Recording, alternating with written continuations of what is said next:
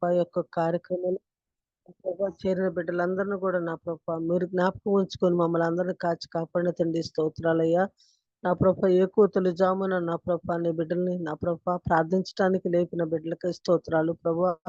నా తండ్రి ప్రార్థించిన ప్రతి మాట కూడా నీ దయగలిగినటువంటి సింహాసనం యొద్దకి చేర్చుకున్న తండ్రి నీ స్తోత్రాలు నెరవేర్చే దేవానికి స్తోత్రాలు ప్రభా. నా తండ్రి అయ్యా, నా తండ్రి అయ్యా, తర్వాత నా ప్రభా నీ బిడ్డలు నా తండ్రి అయ్యా పాడిన ప్రతి పాటలో ప్రభా నా తండ్రి అయ్యా విశ్వాసంతో కూడినటువంటి నీ ఆత్మతోటి నింపబడిన వారిచే రాయించినటువంటి పాటలు అనేక నా ప్రభా నా తండ్రి జ్ఞానంతో అనేక అంశాలతోటి ఉన్నటువంటి ప్రభా పాటలు కూడా వినటానికి మీరు ఇచ్చిన కృపకై స్తోత్రాలు వందనాలు. నీ బిడ్డలందరినీ దీవించి ఆశీర్వదించండి ప్రభా. శ్వాస ప్రమాణంలో నీ తోడు కాపుదల ఉంచినందుకు స్తోత్రాలు ప్రభా. ఈ యొక్క కార్యక్రమానికి నా తండ్రి బాబి రత్నాకర్ గారు నా ప్రభా నా తండ్రి జాన్సన్ నా ప్రభా జాన్సిమ నా ప్రభా నా తండ్రి అయ్యా సన్న నా ప్రభా అందరిని కూడా మీరు నా తండ్రి జ్ఞాపకం చేసుకొని చేర్చిన నా ప్రభా అందరిని కూడా నా ప్రభా అనుకూలంగా నా తండ్రి యొక్క సహవాసంలో చేర్చడానికి నా ప్రభా చేరినటువంటి బిడ్డలందరికీ స్తోత్రాలు వందనాలు ప్రభా.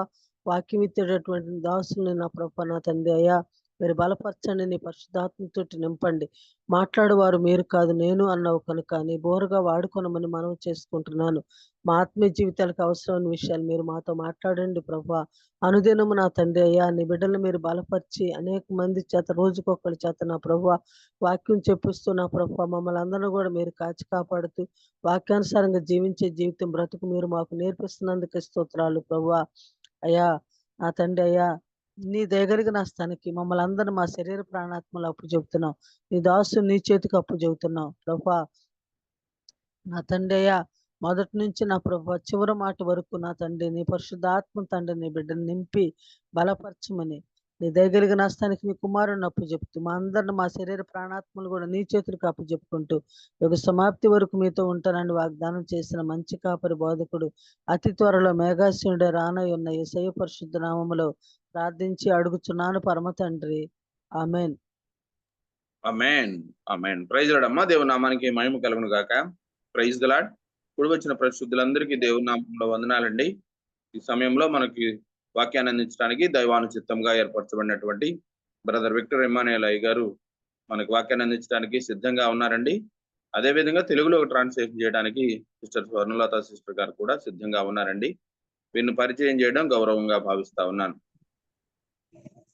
ఆంధ్రప్రదేశ్లోని జన్మించినటువంటి బ్రదర్ విక్టర్ ఇమ్మానుయేల్ అయ్య గారు 1993లో ఉత్తర భారతదేశానికి వెళ్ళి అక్కడ వారి ప్రియ సతీమణి గారి సారా గారులతో కలిసి 2020 వరకు హెల్త్ కేర్ మిషన్లలో వివిధ నాయకత్వ బాధ్యతలతో సేవలు అందించారు. వారి ఏకైక కుమార్తె జోయన్నా గ్రేస్ గారు అంతర్జాతీయ సంస్థ ఫుడ్ ఫర్ ది హంగరీలో పనిచేస్తా ఉన్నారు. ప్రస్తుతం విక్టర్ అయ్య గారు సారా గారు ఒడిస్సాలో నివసిస్తూ గిరిజన వర్గాల మధ్య ఆరోగ్యము, విద్య మరియు సమాజాభివృద్ధి ప్రాజెక్టులను నిర్వహించి ఆశాకిరణ్ సొసైటీతో కలిసి పనిచేస్తా ఉన్నారు. సీనియర్ క్రైస్తవ నాయకులతో కలిసి విక్టర్ ఇమ్మానుయేల్ అయ్య గారు మరియు సారా గారు 2020లో centre for leadership and change సిఎల్సిని ప్రారంభించారు. నాయకత్వ అభివృద్ధి కార్యక్రమాలు, సంస్థాగత సంస్కృతి, ఉత్తమ పాలన పద్ధతులు, రిట్రీట్లను నడిపించడం మొదలైన వాటిపై సిఎల్సి దృష్టి పెడుతుంది. అంతేకాకుండా విశ్రాంతి, స్వీయ విశ్లేషణ మరియు పునరుద్ధరణ కేంద్రాన్ని కూడా వారు నడుపుతూ ఉన్నారు. నాయకులు మరియు కుటుంబాలు వారి వ్యక్తిగత రిట్రీట్, పరస్పర చర్చలు, దైవిక ప్రశాంతత మరియు ఏకాంతాన్ని ఇక్కడ అనుభవించవచ్చును. అయ్యగారి కుటుంబాన్ని దేవుడు దీవించిన విధానం బట్టి దేవునికి వందనాలండి. మరి అదేవిధంగా స్వర్ణలత సిస్టర్ గారిని వారి కుటుంబాన్ని దేవుడు దీవించిన విధానాన్ని బట్టి దేవునికి వందనాలు. Welcome to both of you sir. Please. Thank you, Swaroop. And I may not be able to share screen and put the video because of the network issues. Network నేను వీడియో కానీ స్క్రీన్ షేర్ కానీ చేయలేకపోతున్నాను.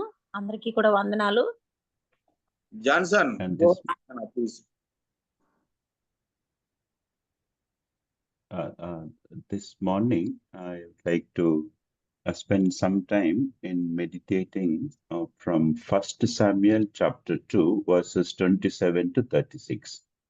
ఉదయకాల సమయంలో 1 సమూయేలు గ్రంథము 2వ అధ్యాయము 26 నుంచి 30 వచనాల వరకు నేను ధ్యానించడానికి ఇష్టపడుతున్నాను. 1 సమూయేలు గ్రంథము 2వ అధ్యాయము.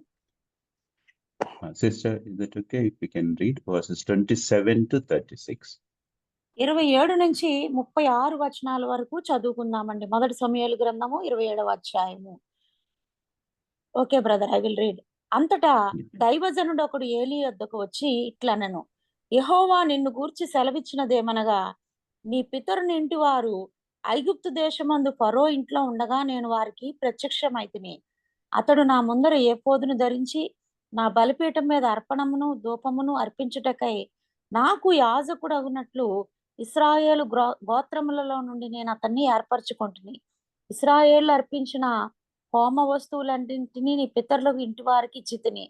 నా నివాస స్థలమునకు నేను నిర్ణయించిన బలి నైవేద్యములను మీరు ఎలా తృణీకరించుచున్నారు? మిమ్మల్ని క్రొవ్వబెట్టుకున్నట్టుకై నా జనులకు ఇశ్రాయేలు చేయు నైవేద్యములలో శ్రేష్ఠ భాగములను పట్టుకొనుచు నాకంటే నీ కుమారులను నీవు గొప్ప చేయుచున్నావు. నీ ఇంటివారును నీ పితరుని ఇంటివారును నా సన్నిధిని యాజకత్వం జరిగించుదురని యెహోవా ఆజ్ఞ ఇచ్చి ఉన్నప్పుడు ఇది నా మనసునకు కేవలము ప్రతికూలమాయనని ఇశ్రాయేలీల దేవుడైన యెహోవా సెలవిచ్చున్నాడు. కావున యెహోవా వాక్కు ఏదనగా, నన్ను గణపరచు వారిని నేను గణపరచుదును, నన్ను తృణీకరించు వారు తృణీకారమొందుదురు. ఆలకించుము, రాగల దినములలో నీ బలమును నీ పితరుని ఇంటి బలమును నేను తక్కువ చేతును. నీ ఇంట ముసలివాడికడును ఒకడును లేకపోవును. యెహోవా ఇశ్రాయేలుకు చేయదలిచిన మేలు విషయములో నా నివాస స్థలమునకు అపాయము కలుగ్గా నీవు చూతువు. ఎప్పటికీ నీ ఇంట ముసలివాడు ఉండడు. నా బలిపీఠమునొద్ద ఎవడునూ ఉండకుండా నేను అందరినీ నశింపచేయక విడుచువాడును గనక అది నీ కనులు క్షీణించుటకును నీవు దుఃఖము చేత క్షయమగుటకును సాధనమగును. నీ సంతానపు వారందరూ వయోకాలమందు మరణమవుదురు. నీ 2 కుమారులైన హొఫ్నీకిను ఫినెహాసుకును సంభవించినవన్నీ నేను చెప్పిన దానికి నీకు సూచనగా ఉండును. ఒక్క దినమందే వారిద్దరూ మరణమవుదురు. తర్వాత నమ్మకమైన ఒక యాజకుని నేను నియమింతును. అతడు నా యోచనను బట్టి నాకు అనుకూలముగా యాజకత్వం జరిగించును. అతనికి నేను నమ్మకత్వమైన సంతానమును పుట్టింతును. అతడు నా అభిషిక్తుని సన్నిధిని ఎప్పటికీ యాజకత్వము జరిగించును. అయితే నీ ఇంటి వారిలో శేషించిన వారు ఒక వెండి రోకైనను రొట్టె మొక్కైనను సంపాదించుకున్న వలననే అతని వద్దకు వచ్చి దండం పెట్టి, నేను రొట్టె మొక్క తిన్నట్లుగా దయచేసి యాజకుల ఉద్యోగంలో ఒక దాని యందు నన్ను ఉంచుమని అతనిని వేడుకొందురు. Yeah, thank you, sister. And it is not a new portion, and we are all aware of this portion. మరి మనందరికీ కూడా ఇదేమి కొత్త వచనము కాదు, అందరికీ కూడా తెలిసిన లేఖన భాగమే. And I can title this, or the theme I take from this is, no one is indispensable, only God is indispensable. మరి ఈ ఒక్క వాక్య భాగానికి లేకపోతే ఈ అంశానికి నేను ఇవ్వదలుచుకున్న ఆ నామకరణం ఏంటంటే, దేవుని దృష్టిలో ఎవరు కనబడని వారు ఉండరు, కేవలం దేవుడు మాత్రమే అదృశ్యుడిగా ఉండి సమస్త కార్యాలు జరిగించేవాడు. In another way, if I say, God uses people, but he doesn't depend on people. దేవుడు ప్రజలను ఉపయోగించుకుంటాడు, కానీ ఆ ప్రజల మీద ఆధారపడి మాత్రము జీవించేవాడు కాదని ఇంకొక రకంగా కూడా మనం చెప్పుకోవచ్చు. And whenever Lord chooses his people, and he does with a specific purpose and specific expectations from them. ఎవరినైతే దేవుడు ఏర్పరచుకుంటాడో నిర్ణయించుకుంటాడో వాళ్ళని ఒక ప్రత్యేకమైన ఉద్దేశంతో, అదే సమయంలో వారి నుంచి ఏదో ఒక పని ఆశించి దేవుడు అటువంటి మనసుతో వారిని ఏర్పరచుకుంటారు. And whenever we are chosen by the Lord, and we may experience peace, forgiveness, freedom, the deep relationship with God, they are all by default we will receive, but he is having a clear purpose and expectation from each one of us. మనమందరము కూడా దేవుని చేత ఏర్పరచబడిన తర్వాత, లేకపోతే నిర్ణయించబడిన తర్వాత మన ఊహ ఎలా ఉంటదంటే, నేను దేవుని చేత ఏర్పరచబడినాను కాబట్టి నా జీవితంలో శాంతి, సమాధానము, నెమ్మది, లేకపోతే అనుకున్న ప్రతి ఆత్మ సంబంధమైన ఆశీర్వాదము పొందుకుని ఉన్నానని ఇంతవరకే మనం గిరిగీసుకుని ఉంటాం. కానీ అంతకు మించిన దేవుడు ఉద్దేశము, ప్రణాళిక అనేక సార్లు దేవుడు మన నుంచి ఏం ఆశిస్తున్నాడో అర్థం చేసుకోలేని స్థితిలో ఉంటాము. And whomever Lord chooses, He is interested in that person's both character and competency. దేవుడు ఎవరినైతే ఏర్పరచుకుంటాడో వాళ్ళ నుంచి ఆయన చూసేవి లేకపోతే అర్హతలు ఏంటంటే వ్యక్తిత్వము, అదే సమయంలో పనిచేసే తత్వము. That's why even in our own life, both my character and my competency, both are very important as a child of God. అందుకే నా జీవితమైనా ఎవరి జీవితమైనా దేవుని బిడ్డలుగా మనందరి జీవితంలో దేవుడు వాడుకోవడానికి ముందు దేవుడికి కావలసిన ఆ వ్యక్తిత్వము లేకపోతే పోటీ పడి పనిచేసే తత్వము చాలా అవసరము. My competency in doing things is directly depending on my character. My character is based on how I spend time with the person who called me. ఇక్కడ చూసినట్లయితే ఈ యొక్క దేవుడు ఏర్పరచుకున్న వారి జీవితంలో ఆ యోగ్యత అనేది మరి దేని మీద ఆధారపడి ఉంటదంటే దేవుడి యొక్క ఆశించే విధానమైన మన యొక్క వ్యక్తిత్వము లేకపోతే మన ప్రవర్తన మీద ఆధారపడి ఉంటది. ప్రవర్తన బట్టి యోగ్యత వస్తది. యోగ్యతను బట్టి దేవుడు ఏర్పరచుకున్న స్థాయిలో మనం పని చేయగలుగుతాం. Serving God's purposes is both privilege and also it is costly. దేవుణ్ణి సేవించడం అనే మాట ఒకవేళ మనం జ్ఞాపకం చేసుకున్నట్లయితే ఆ సేవించడానికి మనం చాలా వెల చెల్లించవలసిన వారమే ఉన్నాం. ఎందుకంటే దేవుని సేవ అనేది చాలా ఖరీదైనది. And also it's a privilege. అది ఒక ఆధిక్యత కూడా. High calling comes with high integrity. It needs high integrity. It is having a higher demand and higher accountability. మరి దేవుడు ఉన్నతమైన పిలుపుతో ఎవరినైతే పిలుస్తాడో ఆ ఉన్నతమైన పిలుపుతో పిలువబడిన వారి జీవితంలో ఉన్నతమైన యథార్థత ఉండాలండి. ఆ యథార్థత దేవుని యొక్క పిలుపుకు తగినట్లుగా మన జీవితంలో ముందుకు వెళ్ళడానికి సహాయం చేస్తుంది. And we'll have a higher accountability. God asks us more from what He has given us. అదే సమయంలో దేవుడు ఏదైతే ఇచ్చాడో మనం యోగ్యతను బట్టి నడుచుకుంటున్నా కూడా యథార్థంగా నడుచుకుంటున్నా సరే దేవుడు పిలుపుకు తగినట్లుగా తిరిగి లెక్క అప్పచెప్పవలసిన వారమై ఉన్నాము. And also we will have a higher rewards from Him. అదే సమయంలో గొప్ప ప్రతిఫలము లేకపోతే బహుమానం అనేది కూడా దేవుడి నుంచి మనం పొందుకుంటాం. And also the Lord will be having a higher scrutiny, the way I live, the way I do things. నేను జీవించే విధానము, నేను పనిచేసే విధానము దేవుడు చాలా నిశితముగా కనిపెడతా ఉంటాడు. And also will have a higher consequences. ఫలితాలు కూడా అంతే గొప్పగా ఉంటాయండి, దాని పరిమాణాలు. And that's why it is not that easy, though we all have a desire to serve God, but it comes both privilege and costly. We have to keep both these in mind. మరి దేవుడి సేవ చేయడం అనేది అంత సులువైన విషయం కాదు. దేవుడి సేవ చేయడం అనేది ఒక యోగ్యత, ఒక ఆధిక్యత. అదే సమయంలో దేవుడి సేవకి వెల కూడా చెల్లించాలి, అది ఖరీదైనది. And here we see in this portion, clearly see end of the chapter that Eli is not indispensable. God is not dependent on Eli. మరి ఏలీ జీవితాన్ని చూసినట్లయితే ఏలీ మీద దేవుడు ఆధారపడి లేడు అని చెప్పి ఇక్కడ వాక్యంలో చదవబడిన అంశంలో మనం నేర్చుకుంటున్నాం. And sometimes in our circles or in our own life, knowingly, unknowingly, we may end up act as if we are indispensable. మన జీవితాల్లో కూడా చూసినట్లయితే అనేక సార్లు తెలుసో తెలియకో దేవుడి పట్ల మనము మరి అటువంటి రీతిగానే మన జీవితము అనివార్యమైన విధంగా ముగించబడుతుంటుంది. And some of the indicators are the mindset of people, those who think they are indispensable. Without them, God's work will not go further, or that they will become more casual in their approaches.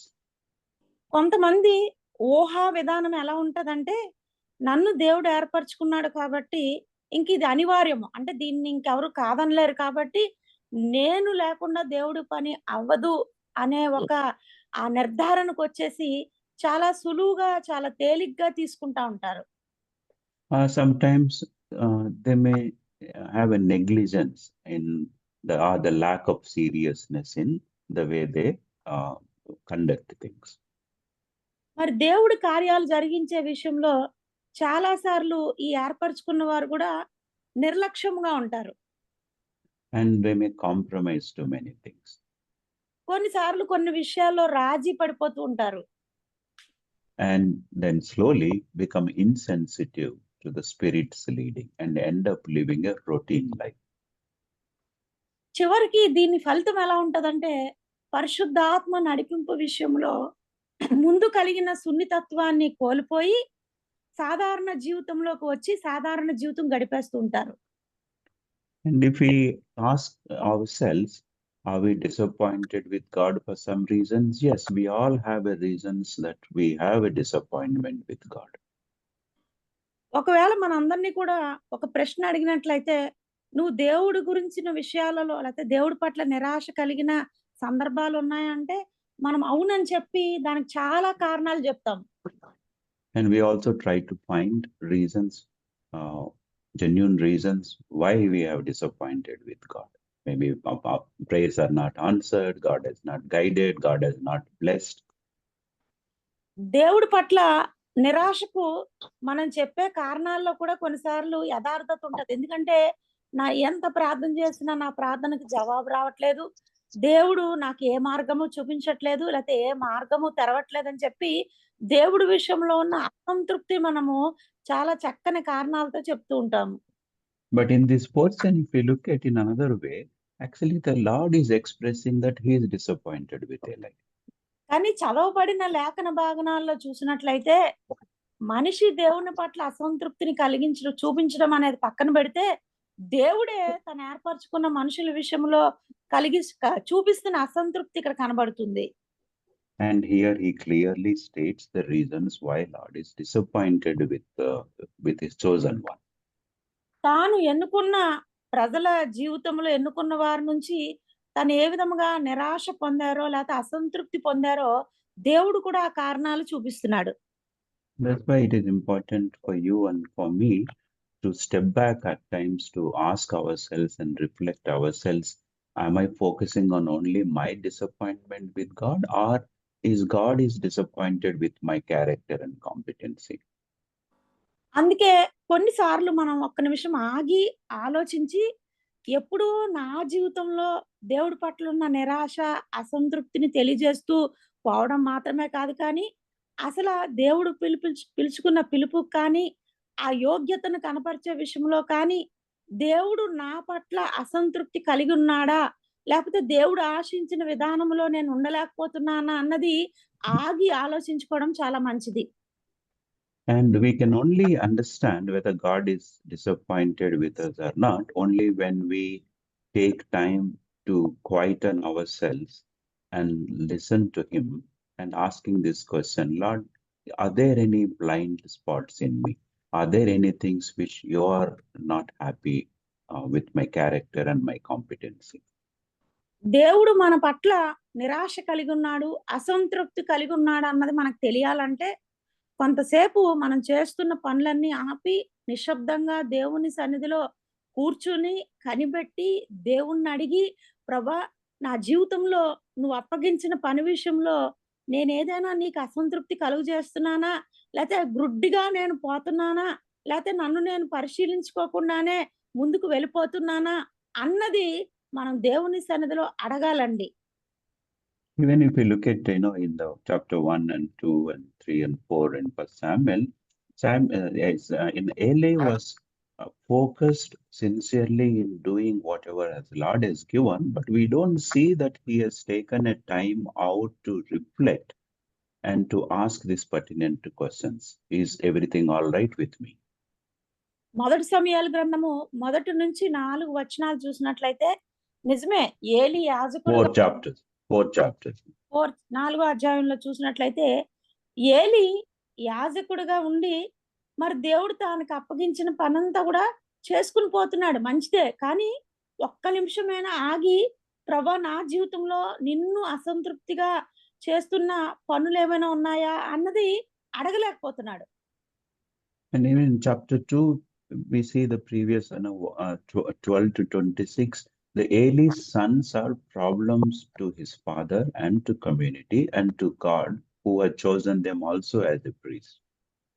ఇక్కడ మొదటి సమయాల గ్రంథం 2వ అధ్యాయం చూసినట్లయితే 12వ వచనం నుంచి 26వ వచనము కూడా ఏలీ కుమారులు కనబడతారు. ఈ ఏలీ కుమారులు తమ తండ్రికి, తమ చుట్టూ ఉన్న సమాజానికి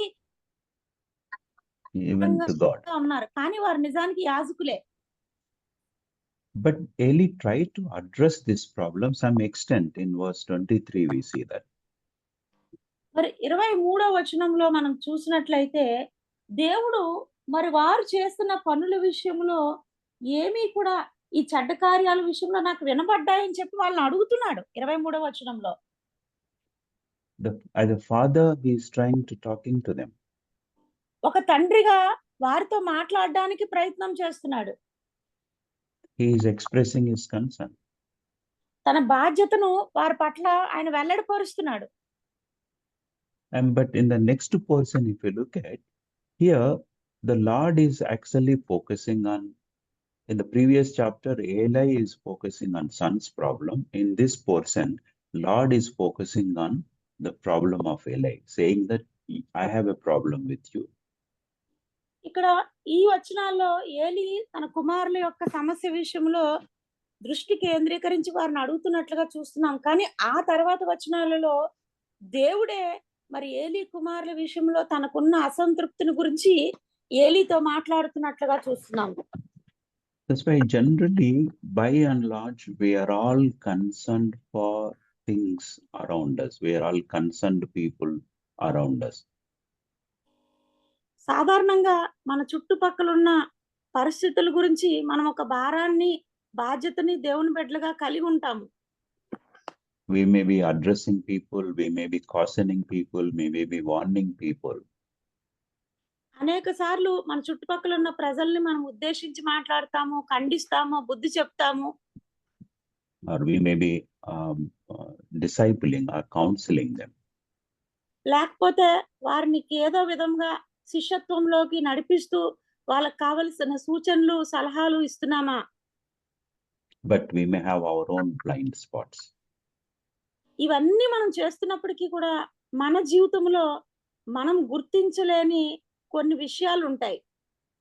We may have our own weaknesses which we may not be aware or we may not be taking serious.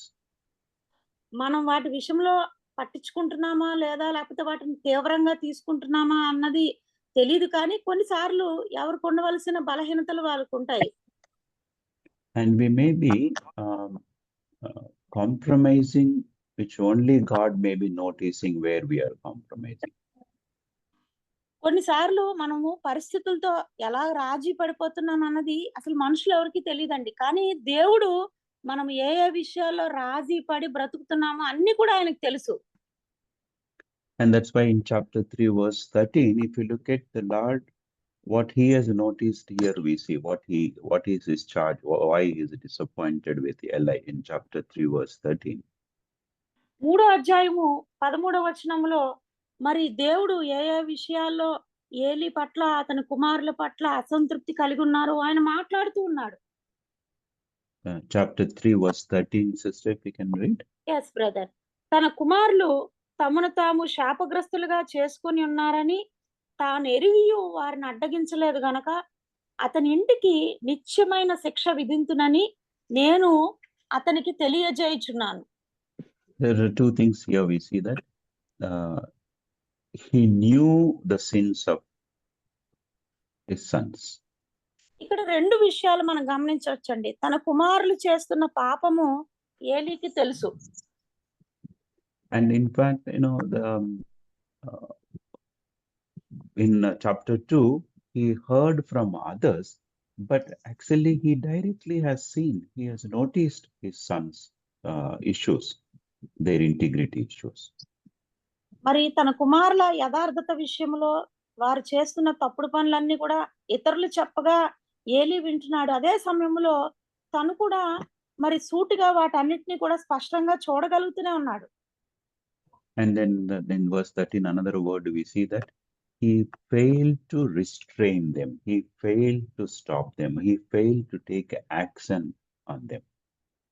వారిని అడ్డగించడంలో, వారిని ఆపడంలో, వారి పట్ల చర్యలు తీసుకోవడంలో ఏలీ పూర్తిగా విఫలమైపోయాడు. And he had a double responsibility. He is father to them, and he is also high priest because they were working under him. He was his supervisor. He was his boss. ఇక్కడ ఏలీ జీవితంలో 2 బాధ్యతలు మనం చూస్తున్నాం. మొట్టమొదటిగా తన కుమారులకు తన తండ్రిగా ఉన్నాడు. అదే సమయంలో ప్రధాన యాజకుడిగా ఉన్నాడు. కుమారులిద్దరూ యాజకులుగా ఉన్నారు కాబట్టి తనకి ప్రధాన యాజకుడిగా అప్పగించబడిన బాధ్యత అది కుమారులైనప్పటికీ కూడా సక్రమంగా వారి చేత నిర్వర్తించేటట్లు చేయడంలో విఫలమయ్యాడు. As a father, he might have pleaded them and said, "Oh, it is not good for you, our family name, whatever." But as a boss, as a priest, as a person who is responsible, for the temple, for the worship, he has not acted in that strict manner. ఒక తండ్రిగా మీరు చేస్తుంది తప్పు అని చెప్పి కుమారులకు చెప్పుకున్నాడు తప్ప, ఒక యాజకుడిగా మరి దేవుని మందిరం అపవిత్రమవుతుంది, వారి దేవుని మందిర ఆవరణంలో చేస్తున్న కార్యాలన్నీ కూడా వింటున్నప్పటికీ వాటిని అడ్డగించడంలో, వాటి విషయంలో తీక్షణమైన నిర్ణయాలు తీసుకోవడంలో, వారిని శిక్షించడంలో విఫలమయ్యాడు. And then verse 27, if you see here, a man of God came to Eli and said to him, "This is what the Lord says." మరి ఇక్కడ ఒక దైవజనుడు వచ్చి ఏలీ యొద్దకు వచ్చి ఇటువంటి రీతిలో మాట్లాడుతున్నాడు 27వ వచనంలో. And we don't know who that man of God is. ఆ దైవజనుడు ఎవరో మనకు తెలియదండి. And here, the Lord used this man of God to remind or to communicate what he wants to tell Eli. ఈ దైవజనుడు ఎందుకు వచ్చాడంటే మరి ఏలీకి చెప్పమని దేవుడు ఏ విషయాలు చెప్పి పంపించాడో వాటన్నిటిని కూడా అందించడానికి వచ్చాడు.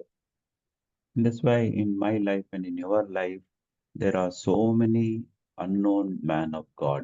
It may be people or circumstances. God is communicating to us many things. మన జీవితాల్లో కూడా అనేక సార్లు దేవుడు మాట్లాడే విధానం ఈ విధంగా ఉంటదండి. మనకు తెలియని వారు లేకపోతే దేవుని చేత పంపబడిన వారు అనేక మంది మన జీవితంలోకి ప్రవేశించి వారికి దేవుడు సెలవిచ్చిన మాటలు మనకు చెప్పడానికి వారు ప్రయత్నం చేస్తారు. And they may come as a warning, may as an advice, may correction, or may be as an insights. It may come to us. కొన్నిసార్లు ఆ మాటలు ఎలాగుంటాయంటే మన జీవితంలో హెచ్చరికలుగా సరిచేసుకోవాల్సిన విషయాలు సరిచేసుకోవాలని సూచిస్తూ, అదే సమయంలో కొన్నిసార్లు సలహాలు ఇస్తూ, కొన్నిసార్లు ఆదరణ కలిగిస్తూ ఏ రకంగా దేవుడు చెప్పమన్నాడో ఆ రకంగా చెప్పడానికి కొంతమంది వ్యక్తులు పంపబడతారు. That's why you and me need to be sensitive. Known, unknown people are some situations which God ordains, not to neglect those moments where God is specifically ordaining those to convey something to us. దేవుడు మనకి ఏదో ఒక విషయం తెలియజేయడానికి ఎవరినైతే నిర్దేశించాడో, వాళ్ళు తెలిసిన వారైనా తెలియకపోయిన వారైనా పరిస్థితులు గుండా వచ్చినా మనము వాటిని అర్థం చేసుకునే సున్నితమైన మనసును, ఆ సున్నితత్వాన్ని, ఆ నిశితాన్ని మనం కలిగి ఉండాలి. And we may see that as an interference in our life or invading into our privacy.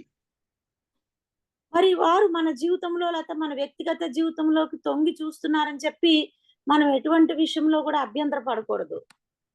But the purpose why Lord does is for us to return to Him, to repent and to restore. దేవుడు పంపించడానికి కారణం ఏంటంటే మనం పశ్చాత్తాపడి తిరిగి మన జీవితాన్ని పునరుద్ధరించుకోవాలన్న ఉద్దేశంతో మాత్రమే అటువంటి వారిని పంపుతాడు. That's why for you and for me, need to ask, who is my man of God in my life, or am I a man of God to others? అందుకే మన జీవితంలో కూడా మనం ప్రశ్నించుకోవాల్సింది ఏంటంటే, నా జీవితంలోకి దేవుడు పంపిస్తున్న దైవజనులు, దైవజనురాలు లేతే వ్యక్తులు ఎవరై ఉన్నారు. అదే సమయంలో నేను ఒక దైవజనుడిగా, దైవజనురాలుగా ఎవరి జీవితంలో అయినా ఉపయోగపడుతున్నానా అన్నది గ్రహించుకోవాలి. And whenever the word comes through to some unknown people, we may not like that, but if we pay attention, there is some meaning and there is some relevance in what they are saying to us. కొన్నిసార్లు మనకి తెలియలేని వ్యక్తులు ఎవరో వచ్చి మనకి ఏదో చెప్తుంటే మనకది నచ్చదు. కానీ దేవుని బిడ్డలుగా వారేం చెప్తున్నారు, దేవుడు వారి ద్వారా ఏం మాట్లాడదలుచుకున్నాడన్నది మనం గ్రహించుకోవాలి. And then if you read further 27, 28 to 29, here we see the Lord is saying that it's why he is disappointed, and then he lists out the reasons for his disappointment. 27-29 వచనాల్లో చూసినట్లయితే దేవుడు ఎందుకు అసంతృప్తి లేక నిరాశ వారి పట్ల కలిగి ఉన్నాడు, దానికి గల కారణాలు ఏంటన్నవి వ్రాయబడ్డాయి. And then if we see in verse 27, said, I revealed myself to your father's house. So here the Lord himself took initiative and he revealed everything to Eli and his family. మరి ఏలీ గురించి అతని కుటుంబాన్ని గురించి దేవుడు దైవజనుడి ద్వారా పలికించిన మాటలు జ్ఞాపకం చేసుకుంటే, ఆయన ఏ విధముగా పితరుల ఇంటి వారికి ఐగుప్తు దేశంలో ఫరో ఇంట్లో ఉంటుండగా కూడా ప్రత్యక్షమయ్యాడో అన్న సందర్భాన్ని ఆయన మాట్లాడుతున్నాడు. That's why wherever we see revealed, it says that this initiative from God himself. Even in John 15, we see that you did not choose me, I chose you. ఇక్కడ ఈ ప్రత్యక్షత అనే మాట మనము సరిగ్గా అర్థం చేసుకోవాలండి. యోహాను సువార్త 15వ అధ్యాయంలో కూడా మీరు నన్ను ఏర్పరచుకోలేదు కానీ నేను మిమ్మల్ని ఏర్పరచుకుంటుని అన్నది దేవుడి యొక్క ప్రత్యక్షత. That's why always we have to remember, I have been chosen by God, hence I am not indispensable. I am only here to follow the one who called me. అందుకే మన జీవిత కాలం అంతా కూడా మనం గుర్తుంచుకోవాల్సిన విషయం ఏంటంటే, నేను దేవుడిని ఏర్పరచుకోలేదు కానీ దేవుడే నన్ను ఏర్పరచుకున్నాడు. దేవుడికి అనివార్యమైనది కనబడలేనిది ఏది కూడా ఉండదు కాబట్టి ఆయన పిలుపుకు తగినట్లుగా నేను నడుచుకోవాలన్న ఉద్దేశంతో దేవుని పనిలో ఉండాలి. And verse 28, you see that the privileges that I chose you to be my priest, to minister to me. ఇక్కడ వారికి ఇవ్వబడిన ఆధిక్యతలు కూడా దేవుడు జ్ఞాపకం చేస్తున్నాడు 28వ వచనంలో. మీరు నాకు యాజకులై ఉండునట్లుగా నేను మిమ్మల్ని ఏర్పరచుకున్నాను. And then the next line says, to offer upon my altar. మరి బలిపీఠం దగ్గర హోమ వస్తువులన్నీ అర్పించే బాధ్యతను సేవకులుగా నేను మీకు ఇచ్చాను. In another way, said that the priest brought the sacrifices for atonement and worship. మరి అక్కడ ఇంకొక మాటలో చెప్పాలంటే, మరి ప్రాయశ్చిత్తము నిమిత్తము అదే సమయంలో దేవుణ్ణి ఆరాధించడానికి ఈ బలి పశువులన్నిటినీ కూడా ఆ బాధ్యతలన్నిటిని కూడా దేవుడు ఆ యాజకులకు అప్పగించాడు. And the next verse we see to burn incense. వాటిని మరి దేవునికి ఇష్టమైన నైవేద్యముగా అర్పించడానికి, కాల్చడానికి. It's a picture of prayer, a picture of intercession, picture of standing between the gap. మరి నిజానికి దేనికి సాదృశ్యంగా ఉందంటే, ప్రార్థనా జీవితానికి, విజ్ఞాపన జీవితానికి, దేవుడికి మనుషులకి మధ్యవర్తిగా ఉండి ప్రార్థించే విధానానికి సాదృశ్యంగా ఉంది. To lead the nation in prayer and to pray for the nation. దేశాన్ని ప్రార్థనలో నడిపించడము, దేశము కొరకు ప్రార్థించడము. And the next one we see to wear an ephod before me, a specific garment. మరి ప్రత్యేకమైన వస్త్రమైన ఏఫోదును ధరించుకోవడానికి కూడా దేవుడు ఆ భాగ్యాన్ని వారికి ఇచ్చారు. Even in Exodus 28:2 we see that to make sacred garment to Aaron to give him honor and glory. మరి నిర్గమకాండం 28వ అధ్యాయం 2వ వచనంలో కూడా అహరోనికి ఆ యాజకత్వంలో ఉన్న వారందరికీ కూడా దేవుడు ఘనత కలుగునట్లుగా ఒక ప్రత్యేకమైన వస్త్రాన్ని తయారు చేయించి ఇచ్చాడు. And it represents the dignity and beauty of God to the people.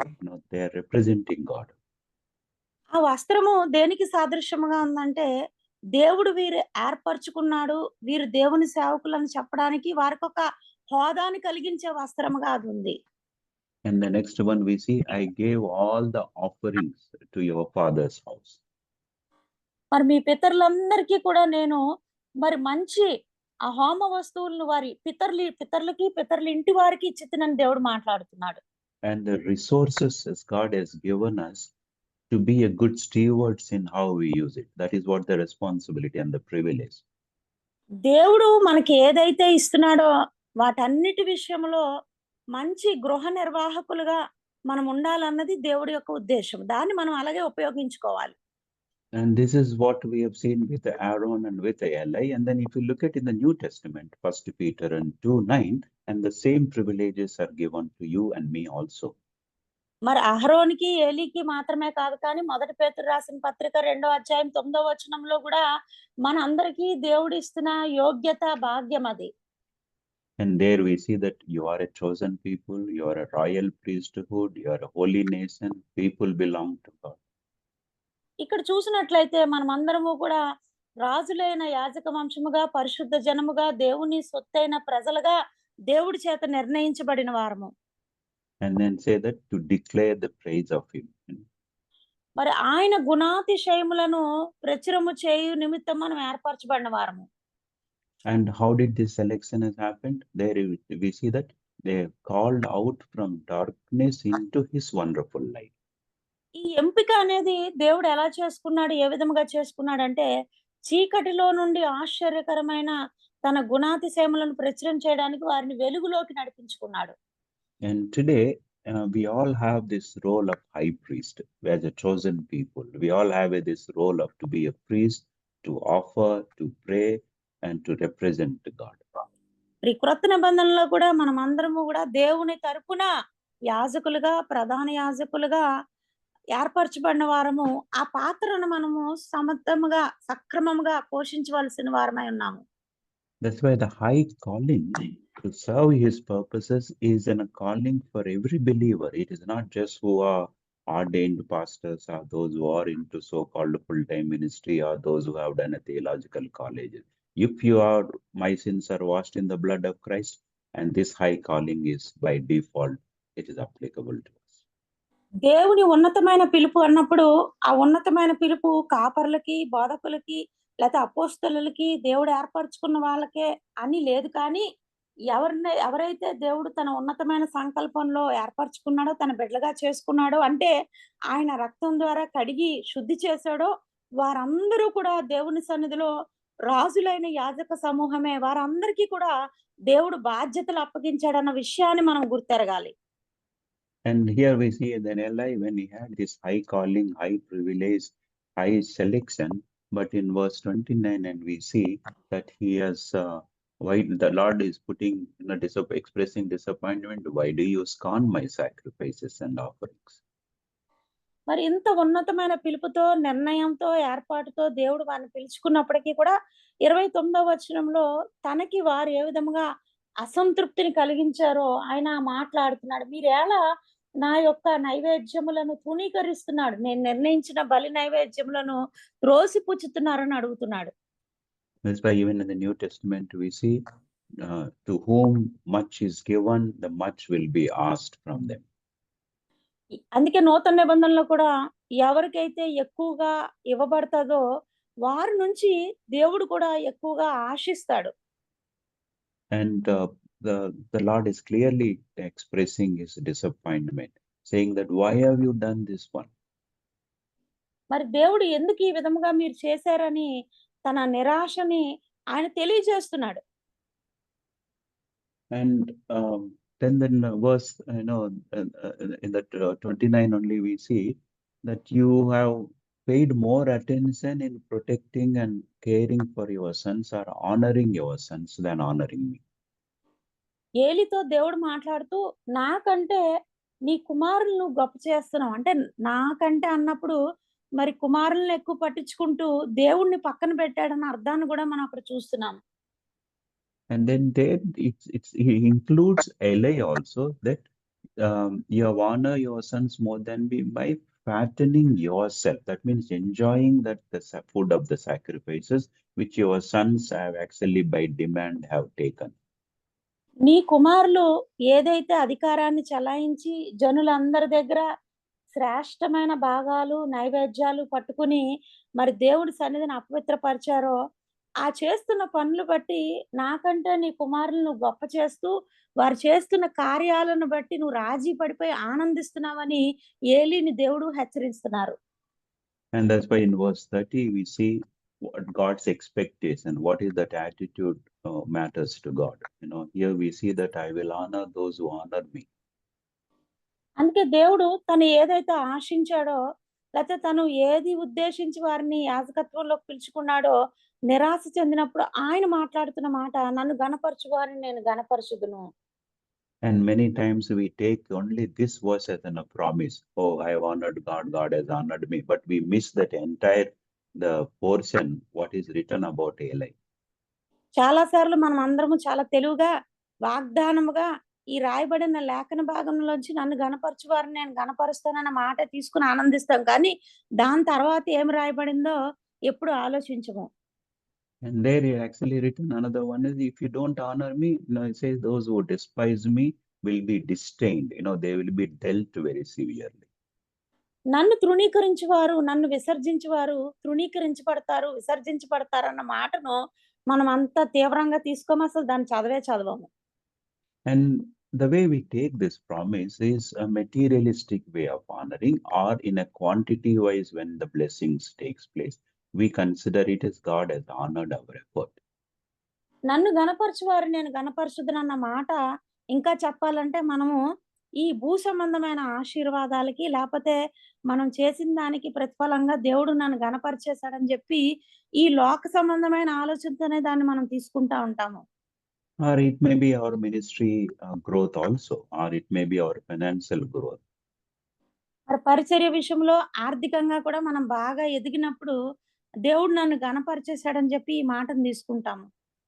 But here the Lord is focusing on the character. He's saying that you honor me through your character, you honor me through your competency, where Eli has failed both in character and in his competency. కానీ నిజానికి ఈ వాక్యానికి అర్థం ఏంటంటే మన యోగ్యత వలన మన ప్రవర్తన వలన, అంటే యోగ్యమైన ప్రవర్తన వలన దేవుణ్ణి గణపరిచిన వారిని దేవుడు గణపరుస్తాడని చెప్పి అలా సరైన రీతిలో అర్థం చేసుకోలేకపోతాం. ఏలీ కూడా ఈ మాటను సరిగ్గా అర్థం చేసుకోలేకపోయాడు. And at times we think honoring God is only through singing, through spiritual activity, through music, or through just coming together and doing certain works for the Lord.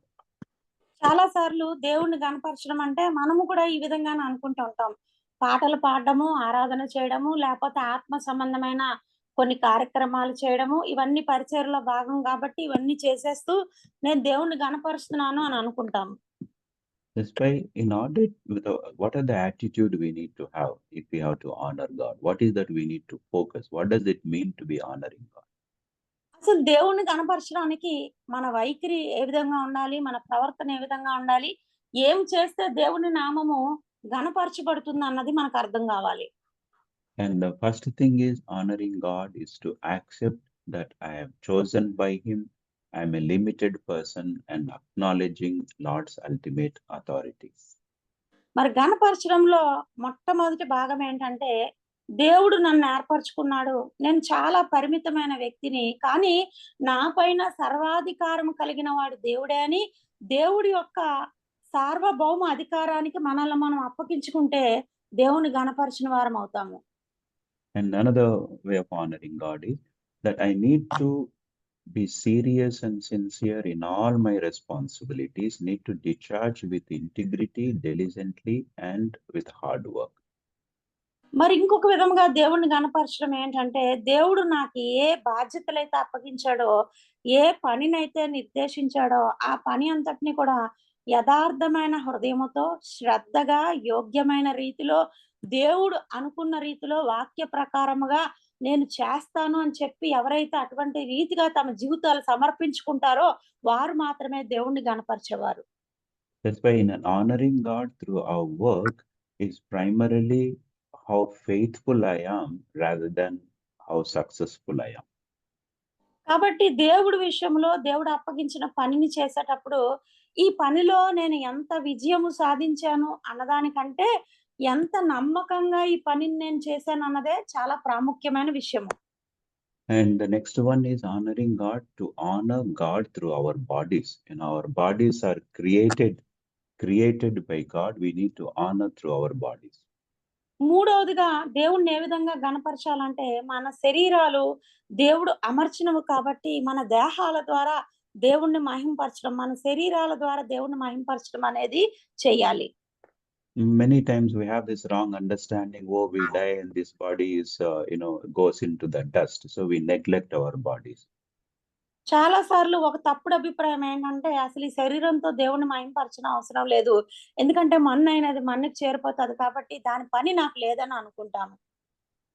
And we need to care for our bodies, our eyes, what we eat and how we take care of our bodies. Unless we are fit, unless we are having a well-being, we may not be able to honor God through our other things. మరి మనం చూసే చూపు కానీ, మనం తినే తిండి కానీ, మన దేహానికి తీసుకునే శ్రద్ధ కానీ ఏమి చేసినా కూడా అంతా దేవుని నామ మహిమార్థము చేయాలి. ఎందుకంటే మనలో ఆ శరీర సంబంధమైన ఆరోగ్యం ఉంటే, బలం ఉంటేనే మనం దేవుడి పని ఖచ్చితంగా చేయగలము. And then we need to honor God by using all the gifts and talents He has given us. ఇంకొక రీతిగా దేవుణ్ణి గణపరచడం ఎలాగంటే దేవుడు మనకిచ్చిన తలాంతులన్నిటినీ, వరాలన్నిటినీ ఉపయోగించుకుంటూ దేవుడి నామాన్ని గణపరచాలి. And we need to honor God by being a good stewards of our time. We have given every day 24 hours. How am I using my time? మరి దేవుడు మనకిచ్చిన 24 గంటల సమయం విషయంలో కూడా మనం మంచి గృహ నిర్వాహకులుగా ఉండాలి. ఎందుకంటే సమయాన్ని సద్వినియోగం చేసుకోవడం అనేది తెలియాలి. ఎలాగ నా సమయాన్ని దేవుని సన్నిధిలో గడుపుతున్నాను, ఆ సమయాన్ని గడిపే విధానంలో కూడా మనం దేవుని గణపరచాలి. And I need to honor God through any resources God has given us. It is not how much I have, but whatever the resources God has given me, how good a steward I am in that little resources. ఇంకొక రీతిగా దేవుణ్ణి గణపరచడం ఎలాగంటే దేవుడు మనకిచ్చిన వనరుల ద్వారా దేవుని గణపరచడం. అంటే బాగా ఇస్తేనే నేను బాగా గణపరుస్తానని కాదు, కానీ కొద్దిగా ఇచ్చినా సరే, తక్కువ ఉన్నా సరే దాని ద్వారా కూడా దేవుణ్ణి గణపరచడం అనేది నేర్చుకోవాలి. అదే మంచి గృహ నిర్వాహకత్వము. And another way to honor God is honoring God by intentionally living in harmony with other people. That means having an interpersonal relationship as a focus. దేవుని గణపరిచే విధానంలో ఇంకొక భాగం ఏంటంటే ప్రతి ఒక్కరితో ఐక్యత, మంచి సత్సంబంధము కలిగి, సహవాసము కలిగి జీవించడం. And that's what even in Romans chapter Romans we say in 12 that as much as possible, as much as it depends on you, live at peace with everyone. అందుకే రోమిలు రాసిన పత్రిక 12వ అధ్యాయంలో కూడా చూస్తాం కదా, చేతనైనంత మటుకు, సఖ్యమైనంత మటుకు సమస్త మనుషులతో సమాధానంగా ఉండుడి. And there it's the list is given how we need to maintain relationships. అక్కడ నిజానికి చాలా ఎక్కువ వాక్యాలు ఈ సత్సంబంధాన్ని నెలకొల్పుకోవడం గల భాగంగా ఇవ్వబడ్డాయి. And that's why the consequences of not honoring God are very severe. That is what the Lord has highlighted here to Samuel. ఇక్కడ మరి దేవుణ్ణి గణపరచకపోతే ఎలాంటి తీవ్ర పరిమాణాలు ఉంటాయో ఆ పరిమాణాల విషయంలో దేవుడు ఏలీని హెచ్చరిస్తున్నారు. And then if you look at the priesthood will continue, but the Eli's family won't be part of that priesthood. యాజక ధర్మము, యాజకత్వం అనేది కొనసాగుతూనే ఉంటది, కానీ ఇంకా ఏలీ కుటుంబం ఎంత మాత్రము ఆ యాజకత్వంలో పాలు పంపులు పొందలేరని దేవుడు చాలా కఠినంగా మాట్లాడారు. That's why for you and for me also, the work of the Lord will continue. The kingdom of God will be growing. But if you and me are not in line with the God's purposes, we may not be part of His journey. We may not be part of His work. But His work will continue. మనము కూడా దేవుడి పని చేస్తూ ఉండొచ్చు, తలాంతులు ఉపయోగించుకుంటూ ఉండొచ్చు. కానీ మరి దేవుడు ఆశించిన విధానంతో, దేవుడి విధానాలతో సరిపోయే విధముగా మన జీవితం లేకపోతే ఈ యాత్రను అంతంలో సక్రమంగా ముగించలేం. That's why we see at times churches will close, organizations will wind up, but the work of the Lord will continue in a different way by raising different people. అంటే చాలా సార్లు మరి క్రైస్తవ సంస్థలు, సంఘాలు మూయబడుతున్న నేటి దినాల్లో కూడా దేవుడి పని ఆగకుండా కొనసాగిపోవడం అనేది చూస్తాం. And it is natural if the church eldership or the organization's leadership and the leader are not, they will end up like an ALI. Lord will wind up them. He may not use them. He may not continue with them, but he will use different people to continue his work. మరి చాలా సార్లు సంఘాల విషయంలో, నాయకుల విషయంలో, కాపర్ల విషయంలో ఇదే జరగడం చూస్తాం. ఎందుకంటే దేవుడు మరి వారికి అప్పగించిన బాధ్యతల్లో వారు సక్రమంగా లేకపోతే వారిని ఇంకా ఆపేస్తాడు, కానీ దేవుడి పని ఆగిపోదండి. వేరొకరిని ఏర్పరచుకుని ఆ పనిని ఆయన కొనసాగించుకుంటాడు. That is what we see in verse 35. అదే మనము 35వ వచనంలో చూస్తున్నాము. I will raise up for myself a faithful priest who will do according to what is in my heart and mind. మరి నమ్మకమైన ఒక యాజకుడిని నేను నియమిస్తాను. అతడు నా యోచనను బట్టి నాకు అనుకూలముగా యాజకత్వము జరిగిస్తును. That means God can fulfill his plans, purposes without me also. నేను లేకుండా కూడా దేవుడు తన ఉద్దేశాలని, తన యొక్క ప్రణాళికను వేరొకరి ద్వారా నెరవేర్చుకోగలడు. And that's why he uses people, but he doesn't depend on them. దేవుడు ప్రజలను వాడుకుంటాడు, కానీ వాళ్ళ మీద ఆధారపడి మాత్రము జీవించడండి. And then we'll read on Acts 17 verse 25. అపోస్తుల కార్యాలు 17వ అధ్యాయము 25వ వచనాన్ని మనము చూద్దాము. అపోస్తుల And here కార్యాలు you see that, yeah, 17:25. 17వ అధ్యాయము 25వ వచనం. ఆయన అందరికీ జీవమును ఊపిరిని సమస్తమును దయచేయువాడు గనక తనకి ఏదైనాను కొదువై ఉన్నట్లు మనుషుల చేతులతో సేవించబడువాడు కాడు. Though we all say we are serving God, we are servant of God, we are serving people, but here he says he is not served by human hands as if he needed anything. మనం చాలా సార్లు ఏమనుకుంటామంటే, నేను దేవుణ్ణి సేవిస్తున్నాను, నేను దేవుడి సేవకుణ్ణి, నా మూలాన్ని సేవ జరుగుతుందని అనుకుంటాం. కానీ దేవుడు నిజానికి ఎవరి చేత కూడా ఆయన సేవించబడడండి. It actually, the word what we use, serving God and servant of God, is not working for him, is working with him, walking along with him in partnership so that we will know him more, so that we will grow in his character. దేవుని సేవకుణ్ణి, దేవుడి సేవలో ఉన్నానని చెప్పుకున్నప్పుడు మనము లేకపోతే దేవుడి పని అవ్వదు అని మనం భావిస్తాం. కానీ నిజానికి అది అర్థము కాదు. దేవుడితో జత పని వారుగా, దేవుడితో కలిసి పని చేయడం, అంటే దేవుడి ఉద్దేశాలను దేవుడు మనకు తెలియజేస్తున్నప్పుడు వాటిని పంచుకుంటూ పని చేయడమే సేవకుని యొక్క లక్షణము. That's why our primary identity is not servant, our primary identity is sons and daughters. కాబట్టి సేవకుడుగా లేకపోతే దాసుడుగా అనేది మన యొక్క గుర్తింపు కాదు, కానీ దేవుని కుమారులుగా, కుమార్తెలుగా మనం గుర్తింపు పొందాలి. What we do as his children, Lord gives us different people, different burdens and different passions and different areas of work. That is what we call it as, I am serving, but it flows from our relationship with our Father. దేవుని బిడ్డలుగా మనం పనిచేస్తున్నప్పుడు దేవుడి ఉద్దేశాలు, దేవుడి యొక్క నిర్ణయాలు, దేవుడి యొక్క తలంపులు మన జీవితంలో నెరవేర్చబడుతూ ఉంటాయి. అవి అర్థం చేసుకుని మనం కూడా పనిచేస్తాం. కానీ ఇంకొక మాటలో చెప్పాలంటే, దేవుని కుమారులుగా ఆయనతో ఆ సాన్నిహిత్యంలోకి, ఆ సన్నిహిత సంబంధంలోకి మనం ఎదిగినప్పుడు దేవుడు ఆశించిన రీతిగా మనం పనిచేయగలుగుతాం.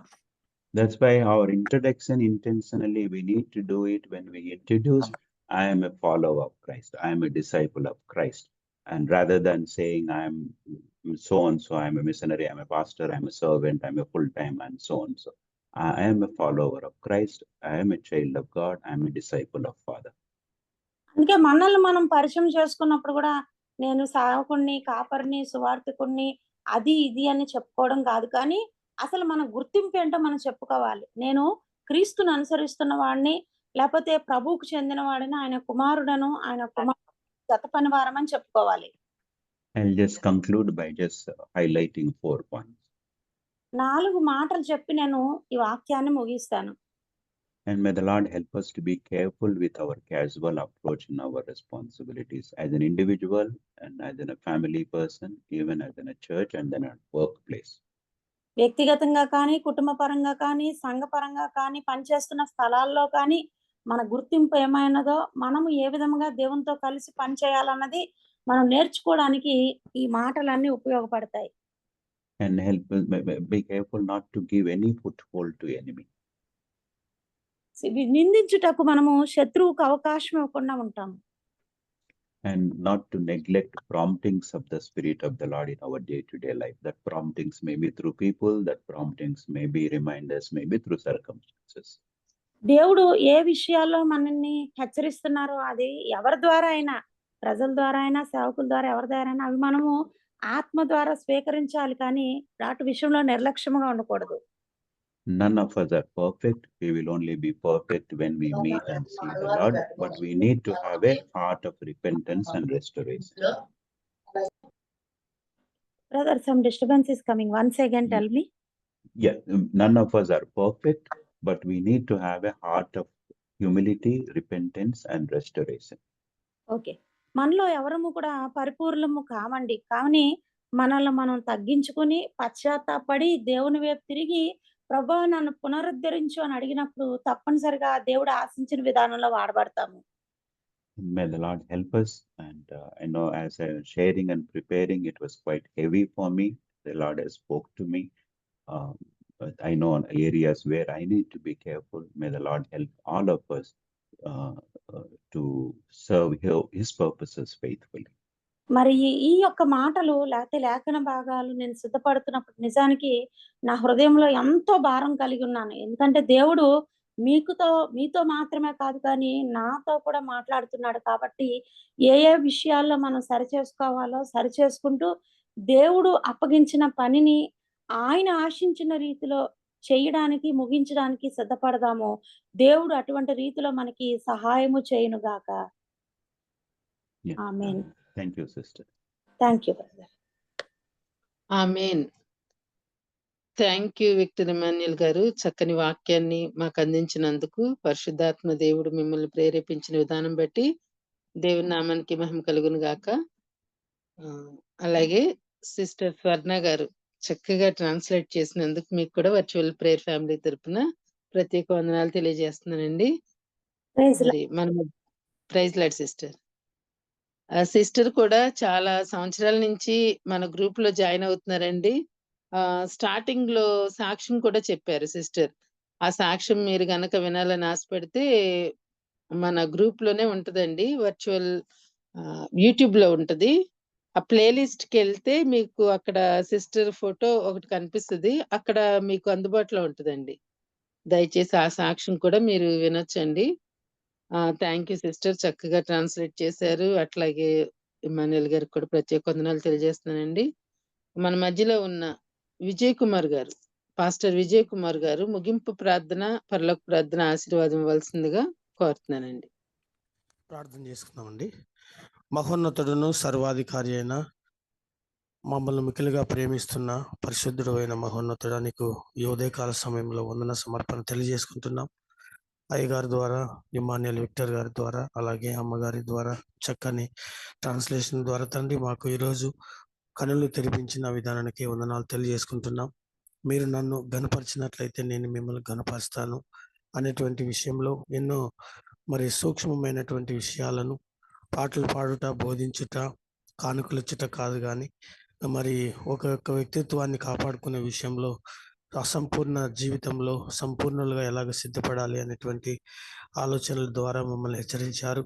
అలాగే వారి అనుభవాలను కూడా కొన్ని మాట్లాడి ఉంటున్నారు. నిజమే తండ్రి, ఈ లోకంలో మేమున్నాం కనుక లోకము అనేక విషయాలతో మమ్మల్ని ఆకర్షిస్తూ ఉంటుంటున్నది. మరి తండ్రి సంపూర్ణ దశలోనికి వెళ్ళడానికి మీ యొక్క మాటలతో మేము మెలకు కలిగి మిమ్మల్ని ఎల్లప్పుడూ ప్రేమించడానికి భయభక్తులతో ముందు కొనసాగాలనేటువంటి ఉద్దేశాలను మీరు మాకు తెలియజేశారు. మరి తండ్రి ఏలి యాజకుడైనప్పటికీ కూడా తన కుమారుల విషయంలో మందలించలేక పరిస్థితిలో ఉన్నాడు. మరి యాజకత్వము అనేది తండ్రి మందలించడము, బుద్ధి చెప్పడము, ఖండించడము, మరి తండ్రి ఇలాంటివన్నీ చేయలేని పరిస్థితిలో తన కుటుంబాన్ని కాపాడుకోలేనటువంటి స్థితిలో ఉన్నాడు అనేటువంటి విషయాన్ని గమనించగలిగినటువంటి విషయం తండ్రి. అలాగే తండ్రి మరి చెప్పవలసిన వారము, మాదిరిగా జీవించే వారము, అలాగ లేకుండా మేము ఎన్ని పనులు చేసినప్పటికీ కూడా అవి మీకు అంగీకృతములు కావని మరి చక్కగా తండ్రి వివరించి ఉన్నారు కనుక మా యొక్క పరిస్థితులను దినదినము మీ వెలుగులో పరిశీలన చేసుకుంటూ మాలో ఉన్నటువంటి లోపాలను సరిదిద్దుకొని అభివృద్ధి చెందడానికి మీరు ఇచ్చిన ఈ సందేశానికై ఉదయకాలాన్ని బట్టి మీకు కృతజ్ఞతాస్తుతులు చెల్లించుకుంటున్నాం తండ్రి. మరి ఇలాంటి మాటలన్నింటినీ కూడా ఉపదేశాలను మా కొరకై సిద్ధపాటుతో వినిపించడానికి సిద్ధపడినటువంటి మరి ఏర్పాటు చేసినటువంటి పెద్దలైనటువంటి జూమ్ మీటింగ్లో ఈ తండ్రి యొక్క గ్రూప్ అంతటిని కూడా మీరు ఆశీర్వదించమని వేడుకుంటున్నాం. ముఖ్యంగా తండ్రి ఈ ఏర్పాటుకు సంసిద్ధులై ఆలోచనకర్తలైన పెద్దలందరినీ కూడా దీవించండి. వారి వారి యొక్క పనిపాటల్లో, ఆరోగ్య విషయాల్లో ఇంకనూ తండ్రి అనేక మంది ఎన్నో సంవత్సరాలుగా ఎంతో మంచి ఉద్దేశాలు తండ్రి, ఉన్నతమైనటువంటి వారు, మరి జీవితంలో అనుభవం కలిగిన వారు, అలాగే తండ్రి మంచి మరి ఒక లైన్ మరి తీసుకొని వచ్చినైనా మీ యొక్క ఆలోచన మాకు తెలియజేస్తూ ఇంతవరకు మేము ఎంతగానో తండ్రి ఆత్మీయ విషయంలో అభివృద్ధి పొందడానికి బహు కారణమైనటువంటి తండ్రి ఆ పెద్దలను ఆశీర్వదించండి. అలాగే వారి అవసరాలను కూడా మీరు తీర్చమని వేడుకుంటున్నాం. ఇది కొనసాగింపులో వారు ఏమి నిరీక్షిస్తున్నారో వాటిని మీరు అనుగ్రహించి ఆశీర్వదించమని కూడా వేడుకుంటున్నాం. అలాగే తండ్రి మేమందరం కూడా ఇని ఫలించి అనేకులలో ఈ మాటలు తీసుకెళ్ళడానికి మీరు మాకు అవకాశాలు కల్పిస్తున్నందుకు కూడా మీకు స్తుతులు చెల్లిస్తున్నాం. ముఖ్యంగా నా జీవితంలో తండ్రి నేను ఈ యొక్క జూమ్ మీటింగ్ ద్వారా ఎన్నో అద్భుతమైనటువంటి విషయాలను నేర్చుకుంటూ మరి అనేకుల మధ్య వాటిని విశదీకపరుస్తూ మరి తండ్రి నేను బలం పొందుతూ అనేకులను బలం పొందడానికి మీరు చూపిన కృపకై స్తుతులు చెల్లిస్తుంటున్నాం తండ్రి. మరి తండ్రి మరి యథార్థముగా మేము మీ మాటలు నేర్చుకున్నప్పుడు ఆ మాటలో ఉన్నటువంటి శక్తి మాలో ఉన్నటువంటి పరిస్థితులను మార్చివేస్తున్నది, మా మార్గాలను తండ్రి సరళం చేస్తుంటున్నది. కాబట్టి తండ్రి మీ మాటలు అంగీకరించే విషయంలో ఎల్లప్పుడూ సిద్ధపాటు కలిగి ముందు కొనసాగడానికి మీరు చూపిన కృపకే వందనాలు.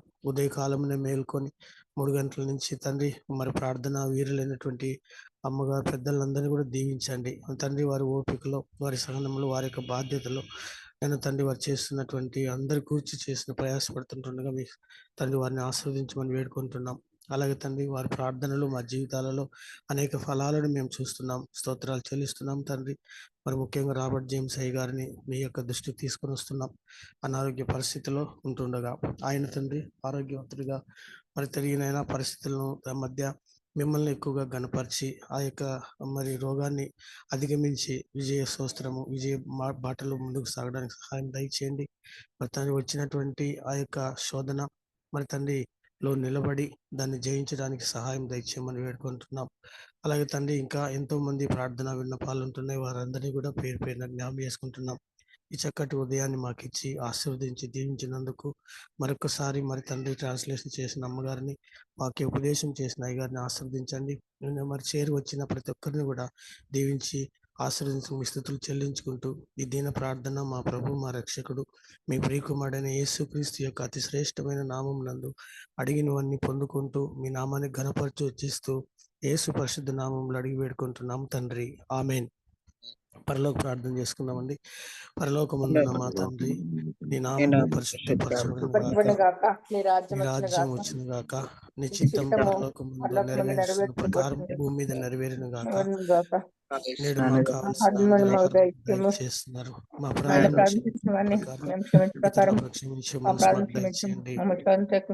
దుష్టు నుంచి కీడు నుంచి రాజ్యం బలము శక్తి నిరంతరము నీవైనావు స్వామి, ఆమేన్. అంత్యాశ్రయం తీసుకుందామండి. మన తండ్రి అయిన దేవుని ప్రేమ, ప్రభువైన యేసుక్రీస్తు కృప, పరిశుద్ధాత్మని యొక్క అన్యోన్య సహవాసం చేరి వచ్చిన మనందరితో కూడా నిరంతరం నిలిచి ఉండి ఆయన కృపాక్షేమాలను మన వెనువెంటనే రానిచ్చి ఆశీర్వదించును గాక. ఆమేన్, ఆమేన్, ఆమేన్. ఆమేన్. థ్యాంక్ యూ అయ్య గారు. మరి కొత్తగా జాయిన్ అయిన ప్రతి ఒక్కరికి ప్రత్యేక వందనాలు తెలియజేస్తున్నానండి. సేమ్ ఇదే లింక్ మీద మీరు ప్రతిరోజు జాయిన్ అవ్వచ్చు. చక్కని వర్తమానాలు ఈ ప్లాట్ఫామ్ మీద నుంచి మీకు వినిపించబడతాయండి. ఈ మెసేజెస్ అన్ని రికార్డ్ చేయబడుతున్నాయి. యూట్యూబ్ లో అవైలబుల్ గా ఉంటాయండి. యూట్యూబ్ లో బాబీ రత్నాకర్ అని టైప్ చేసినా, లేకపోతే వర్చువల్ ప్రేయర్ అని టైప్ చేసినా మీకు అందుబాటులో ఉంటాయండి. మరొకసారి మీరు వినాలని ఆశపడితే దయచేసి వినియోగించుకోవచ్చండి. మీ ఫ్రెండ్స్ కానీ ఫ్యామిలీ మెంబర్స్ కూడా ఈ విషయాలు షేర్ చేయొచ్చండి. థ్యాంక్ యూ అండి. హ్యావ్ ఏ నైస్ డే అండి. థ్యాంక్ యూ ఝాన్సీ అండి. గారు ఒక నిమిషం మేడం చెప్పండి. మీరు నేను చాలా జూనియర్స్ ఈ వర్చువల్ ఫెలోషిప్ కి.